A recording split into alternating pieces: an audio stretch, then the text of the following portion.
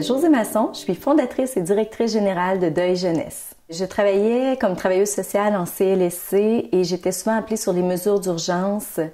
Je voyais des enfants endeuillés, je voyais des adultes pas savoir comment leur en parler. Je sentais le malaise et je me suis dit il faut faire quelque chose. Josée, c'est une personne de cœur parce qu'elle est toujours disponible pour les autres. Elle donne son temps, elle donne son énergie, elle donne tout ce qu'elle a finalement, autant pour sa famille, mais aussi pour les gens aussi qu'elle aide à Deuil Jeunesse.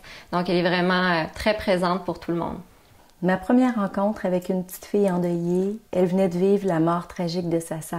J'étais impuissante par rapport à ce qu'elle vivait. Mais je me disais, non, il faut qu'elle reprenne confiance en la vie, puis c'est avec moi qu'elle va le faire. Par la suite, je la voyais être contente de venir me parler, alors que les parents disaient qu'elle n'en parlait jamais. Et là, j'ai compris à quel point c'était important d'avoir une tribune neutre pour pouvoir parler de nos épreuves quand on est enfant et adolescent. Josée, c'est une personne vraiment dynamique.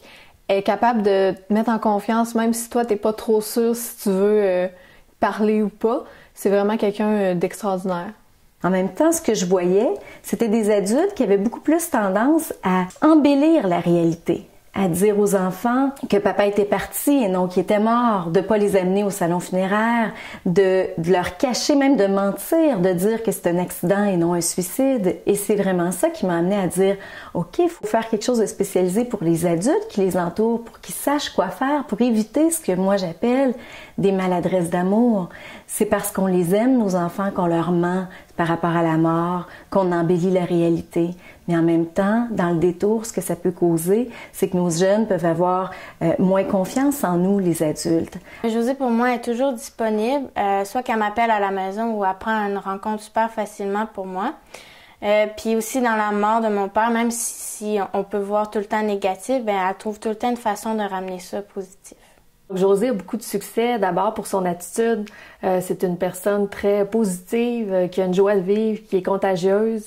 Même si elle travaille dans un environnement qui peut être plus lourd à cause du deuil qui est toujours présent, elle a le don de transmettre cette joie-là à tout le monde. À 6 ans, on comprend pas la mort comme on la comprend à 13 ans.